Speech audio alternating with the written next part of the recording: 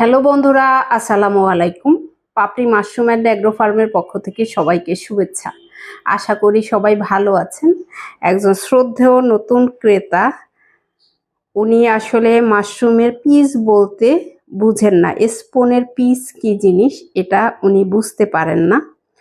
এরকম যারা নতুন আছেন, মাশরুম চাষ করতে চান, আমাদের কাছ থেকে স্পন নিতে চান, কিন্তু আমাদের ভাষাগত দিক বুঝেন না, তাদের জন্য এই ভিডিওটি করা। অর্থাৎ 500 গ্রামের এক একটা স্পনকে আমরা এক একটা পিস বলি। আমি স্ক্রিনে দেখিয়ে দিয়েছি যাতে আপনার বুঝতে সুবিধা হয়। মিনিমাম আমরা 50টা বিক্রি করে থাকি, অর্থাৎ 500 গ্রামের এরকম প্যাকেট, আমি একটা ছবি দিয়েছি, এরকম প্যাকেট আমরা 50টার নিচে বিক্রি করি না।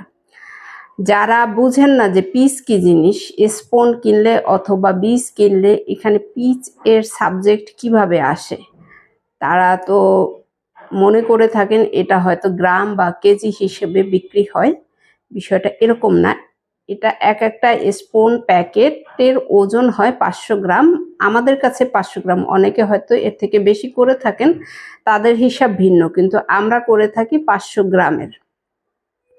তো যারা নিবেন তারা মিনিমাম আমাদের 50 প্যাকেট নিতে হয়, সেটা ঘরে খাবারের জন্য হোক, আপনি এক্সপেরিমেন্ট করবেন সেজন্য হোক, অথবা প্রশিক্ষণ নিয়ে নতুন করে শুরু করবেন সর্বনিম্ন, তাদের জন্য আমরা মিনিমাম 50 প্যাকেট বিক্রি করে থাকি। অনেকেই অনুরোধ করে থাকেন আমাকে 20 প্যাকেট দেন বা 30 প্যাকেট দেন।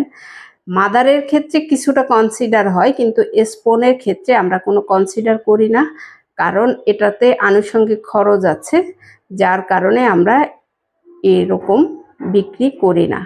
আশা করি আপনি নিজেও জানতে পারবেন, এবং যারা নতুন আছেন, জানেন না, বুঝতে পারেন না, তারা এই ভিডিওটি দেখে নেবেন। কারণ আমাদের এখানে শুধু 50 পিচের যদি নিচে নেন, সেক্ষেত্রে আমাদের নক না দেয়াই উত্তম, কারণ আপনার রিকোয়েস্ট আমরা রাখতে পারছি না বা রাখি না। এই বিষয়টা যাতে আপনি বুঝেই আমাদের নক করেন যে 50 পিচ যদি আপনি না নিতে চান, সেক্ষেত্রে অন্য কোনো খামারিকে আপনি যোগাযোগ করতে পারেন।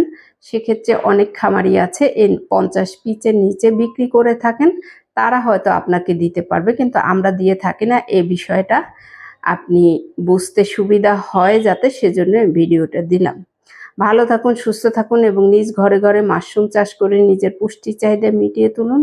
ভালো থাকুন, আল্লাহ হাফেজ।